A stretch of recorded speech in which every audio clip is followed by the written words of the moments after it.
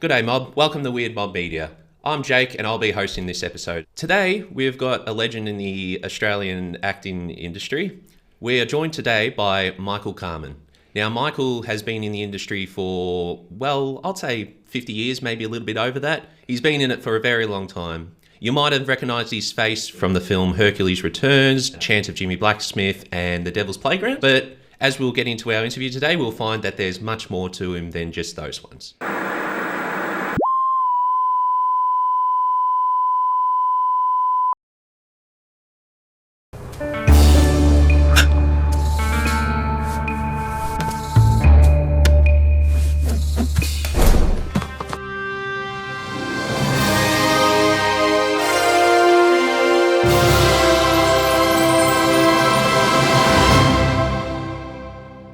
Michael, thank you for coming on to the show today. Thanks very much, Jake. It's a pleasure to be here. First thing we'll get into, because 2 days ago we actually did all three of the movies we were discussing for Weird Mob. First movie we did was actually Oz. 1975. Yep. I think I was just out of film school, and I had managed to secure myself an agent.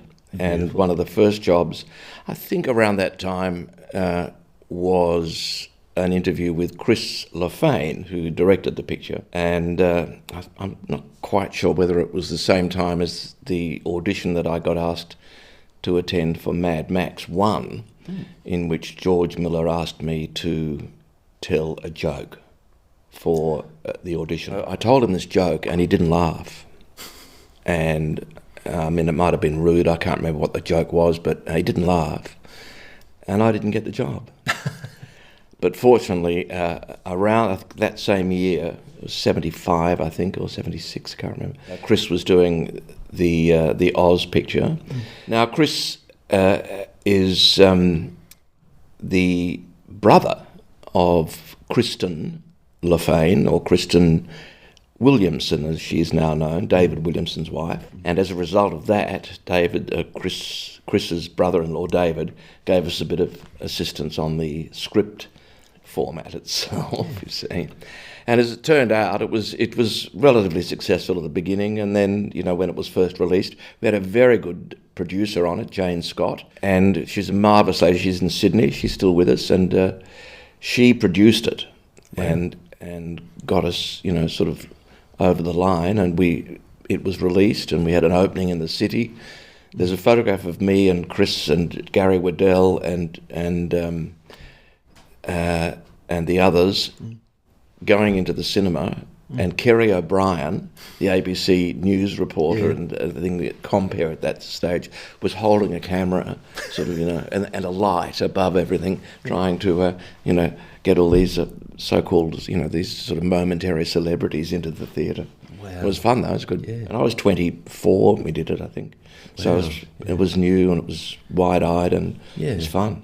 Did you ever find that with your character, the mechanic or the drummer, well, mainly the mechanic because he was your fantasy counterpart, you were sort of making him broadly relatable in a realistic sense? Or do you think that since he was meant to be part of Dorothy's fantasy, you were having sort of fun and really... Well, it was sort of, I think, based on the original characters in a way. I mean, he was a tin man. He was sort of, you know, a bit mechanical, a bit grubby, a bit, and a bit, I think it's heartless, I think was one of the things. No heart? No heart. All hollow. I was conscious of trying to, you know, to look at that, because I, you know, looked at the film a few times, the original, and then you sort of think, okay, well, we'll try and localise this a bit, you know, and then of course it became, you know, filled with vernacular. We're off to see the fucking wizard. But there's a nice scene with Robin Ramsey, the gorgeous Robin Ramsey, who played this sort of wizard character, I think, or a good fairy character. Yeah, Glyn the Good Fairy. But you can call me Glyn. Glyn the Good Fairy. Very good memory.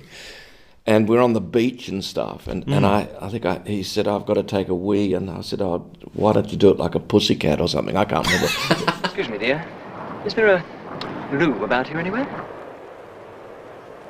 Nah. You'll have to do it in the sand, love. Oh. Just like a pussycat. No peeking. but it was. I think he sort of liked that moment as well in the spectrum of the script. I think he could have liked that rather than having to compete with the bikie and having to sort of put up with the stupidity of the scarecrow surfer. The 70s were thankfully quite busy for me. I did Oz, and then was lucky enough to work with Fred Skepsey on The Devil's Playground and Jimmy Blacksmith. Yes. Those two films made a year apart just about. Yeah. And I mean, at that stage I was still sort of young, and Rhonda, Fred's then wife, was casting it, and I, pled with her to sort of get a role in that, and she gave me this part of a policeman in The Chant of Jimmy Blacksmith, where I worked with the iconic and gorgeous Ray Barrett, and he was playing this very nasty police sergeant in the film, and I had this sort of small role as a police constable sitting behind and stuff, but it was extraordinary because he was festooned with stories about working in England and working on the puppet show with the Thunderbirds and stuff. He did voices for that, and he was full of stories working with English actors and things. And then he was back here, and of course he did a wealth of work back in Australia, and he was playing this very nasty police sergeant who ended up killing one of the guys in jail. So that was that picture, and then in The Devil's Playground, Fred asked me to play this gay character who was staying at a guest house where Simon Burke's character's parents were staying while they visited him. There's a rather funny, unfortunate story I remember of that thing. That particular day, we were out on the lawns of this guest house in somewhere up in the hills near Mount Macedon, and it was a nice day to start with, and we'd got there early, and we doing the stuff in the guest house.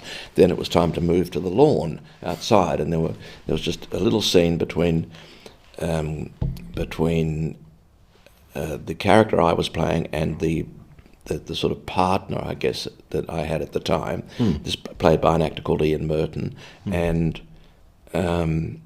and Simon Burke's character, Simon sitting in the middle and us on either side of him. And I had to say a line, which I did, and then Ian had to say, "How did you get your vocation?" How did you get your vocation? Did God send you a letter or something? I'm sorry. And Simon had to answer. 30 takes later, as the clouds were rolling in, and the 10K lights were being put on us as we tried to get that one line said by Ian's character to Fred's liking. And Fred kept saying, "No, do it again, do it again, do it again," do it 30 times. Wow. Unbelievable. Yeah, and I'd assume by that point you would just be like, would you say you would be sort of more reciting rather than feeling your lines at that point? Yes, if I think there's only, I mean, look, there's many ways you can play a role, and there's many ways you can play characters and stuff, and everybody's got a different way. There's millions of different ways of playing it. There's only so many ways you can say 5 words, or however many words were in that sentence, and you can stress each one of them and it would still make some sort of sense. Fred was a perfectionist, he still is. Yeah. But he just wants everything to be right, whatever that means, on the night, and that line wasn't coming out right. Around that time, you also did a film called Raw Deal, where you were playing Sir Frederick. Would you like to talk about that one? Yeah. Yeah? Because you were playing a British character, so Raw Deal was by Patrick Edgeworth and Russell Hagg. I was living in a share house in Hawthorne. The phone rang one day, and the agent I had at the time said, "They'd like to see you for a role in this picture." Now, it was a picture based on a TV series. I think the TV series was called Tandara, or something like Tandara, Against the Wind or something. But it had it had an ensemble of actors in it that had been in those TV shows. There was Gerard Kennedy and Christopher Pate, Rod Mulliner. Yeah. They were in this sort of gang, and I was just playing this aristocrat with another actor, Melbourne actor, who's no longer with us now, John Cousins, and we were playing these two la-di-da sort of aristocrats. And we shot a scene on the balcony of Como House, I think, in Toorak. I think it was Como, one of those mansions. And I was rigged up with all these, these gunshot things, these The squibs.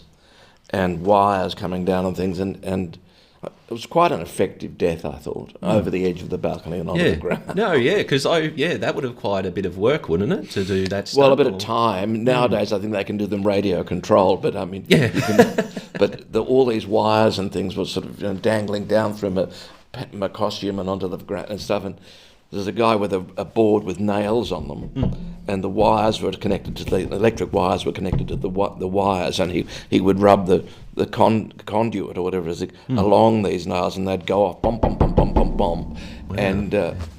and you couldn't help but react to those shots going off. Yeah. And I suppose I don't think I've seen the finished product, but it went on somewhere. So the next film, and thought this was a really terrific film, and I think this is probably one of my favourite roles you ever did. Mouth to Mouth, where you were playing Tony. You don't know what you want. Yes, it was. It's an early John Digan film, and I had a friend who I'd done a theatre show with at the time called. Her name was Kim Courageous. Kim now runs an acting school here in Melbourne called 16th Street. Mm-hmm. And she had done some theatre work, and we'd been in a panto or something together anyway. So she had been cast in Mouth to Mouth as one of the central four characters. I think Sonia Pete was the other girl in it. Yeah. And there was Serge, something, an young Italian actor, and Ian, someone whose name I can't remember, who was an actor who's no longer in the acting business. Kim told me about this picture, and I rang John Digan and said, listen, I'd seen an early picture of his. I said, having been to film school and things, had seen a Polanski film called Knife in Water, and John's film reminded me of a little bit of that, of black and white, and it was sort of, rather barren and stuff, and he was quite impressed by that remark. So he gave me this role of a very seedy and unpleasant ex-boyfriend of Kim's character, who beats an old man to death in a tunnel in Fitzroy somewhere, played by the great Wally Pym, who was this. He played this sort of derelict character, and he's a nasty piece of work. Of course. Could be a king hit, I reckon. Leave it. Hey? I said bloody leave it! But the film is a terrific film, despite that character. It's very bleak as well, because it touches on stuff like teenage homelessness and... Oh, it does, yeah. When you do movies like that, do you ever get personally affected, or do you just sort of think, well, this is just a story? It's hard, you try and imbue your own soul and things into characters you're playing, but when the character you're playing is a nasty piece of work who beats an old man to death for no reason, I think you lose that. You turn that sort of that mechanism off, and you just go about and do it, and then stop. I mean, a lot of times when they say cut, you do cut, and you don't. But yeah, I mean, it was only a small part. Jake, it wasn't a very large role in that picture. No, but definitely very memorable, though. What, the scene where I hit the old bloke in... Well, just your character's the presence. The film itself is memorable. I don't believe that the character I play was particularly memorable. One of the movies I'd really love to talk to you about is Day of the Panther. Why? This is a nice surprise. I just love the B-gradedness of it all. I love how fun it can be, how silly at times it can be. What the hell is this? Police, lady. None of your business. I'm still a friend of Brian Trenchard-Smith's on Facebook. Oh, wow. He now lives in America. Yeah. I think he's retired from directing. He has a farm in America, and he has deer and all sorts of animals roaming around. So he's a sweet man. Yeah. He's a very sweet man. But I don't know what persuaded him to pursue this sort of line, but thank God he did. In a way, I guess the background to that picture, Jake, is that a director was hired in Perth. The producer of that picture is a friend of mine. He still lives in Sydney. He's the son of the great Damien Pera, the World War II photographer. Now, Damien Pera, the producer, he was signed to produce this picture, The Day of the Panther, and they hired a local director, and that didn't work out. So then they had to rush around and find a replacement director, which fortunately I think Damien knew Brian, and they got Brian on board to start directing it. Then I got a call to come in and meet and talk about the role of Zukor. I knew it was something to do with drugs when she started asking about Damien Zukor. And at that stage I was still living in Perth doing some theatre work there. And we spoke, and I got hired, and then I started working on what I was going to wear and sort of how to play this, based on a lot of things I'd seen, you know, including the glasses that folded up, and just about every pun that I could make about the name Blade, Jason Blade, you know. You handle yourself well, Blade. A sharp Blade. Still, having Blade around seems to have sharpened your initiative, Baxter. All I can remember is the speed with which I got hired. Next day on set, you're right, you're in the bath, you're naked in the bath, you're on the phone and you've got a couple of women in the bath with you. And I'm going, oh, Christ, what sort of dude is this? Yeah. You know. Well, at least you got your nails done on the day. Oh, that's right, yes. Yes. No, mixed, there was sort of things of going through my mind about, Frank Thring in a bath. It was like, oh, yes, do my nails, and, you know, and fuck off. So it was definitely something you were having fun with, because that's when we did our discussion with it. We thought your performance was fantastic because you knew what type of movie you were in, and you knew how to have fun with the character. Yeah, I mean, it could have gone further. I mean, it could have, but then it would have just been a farce, I think, if we'd taken. So, yeah, I mean, we tried to play it for some sort of realism, and certainly Eddie was. I mean, Eddie was a martial arts expert and stuff. But John Stanton hated it. Poor old John couldn't bear it. William, are you all right? Fate has a strange sense of humour sometimes. And I think that showed a bit in the picture. But, you know, ultimately, when you look at a picture in its finished state, you don't, thanks to the editors and stuff, you don't see much of the anger that's boiling underneath. Yes, exactly. In some of the actors, you know. Yeah. But what's done can't be changed. Life must go on. And, well, poor John Stanton, because he had to do 2 movies back to back. Well, that's right. And on the final day of the first one, I said to Brian, are we going to be doing a sequel to this? And he didn't know. He didn't know, and we didn't know how to end it. So all I ended up doing was crawling through the grass. Yeah. And that was the last you saw of him. Wow. And, you know, you would hope that he'd be killed, or something would happen to him, fall off a boat or a ship or a building somewhere. But no, he just crawled through the grass. Yeah, well, yeah, because the characters in that... And didn't appear in the next one. Yeah, that's one of my burning questions I've been wanting to ask you. Was there a reason you weren't in Strike of the Panther, or were you just not called back? Or... I don't know. No? No. Would you have done Strike of the Panther? Yeah. Yeah? But they're based on a recipe. I mean, of course. Those martial arts pictures. I mean, I remember being an usher in the Chelsea cinema in the city when the Bruce Lee pictures were on. Right, yeah. That's the sort of dough, the mixture that, you know, that these films are in. Yeah. And, because they were making those films more sort of focusing on the action as opposed to the story. Well, quite, so, yes. Yeah. In the same way that, you know, some films focus on music. Yeah. And, you know, like...